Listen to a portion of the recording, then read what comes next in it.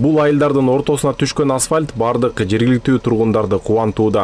Айдоочулар да таштак жолдун азабын жакшы билишет. Мына мурун жол аябай начар болчу, жолдун абалы. Араң жүрчүбүз машина менен.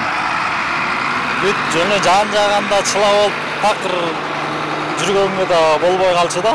Азыр мына Кудайга шүгүр, сонун болуп жасап берип атышат. Өкмөткө, жолчуларга рахмат.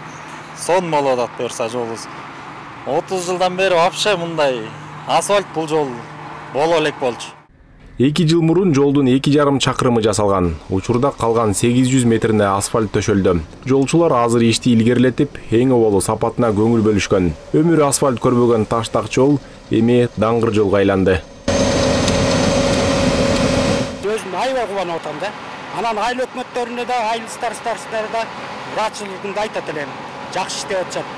Буюрса депутаттардан тиги жогорку жактан президентибиз эмне мына жолго деген эмне деген каражатты берип атат. Салымдарды кошуп атат. Анан кээде ушул чөнтөктүү айылдар калып калат экен.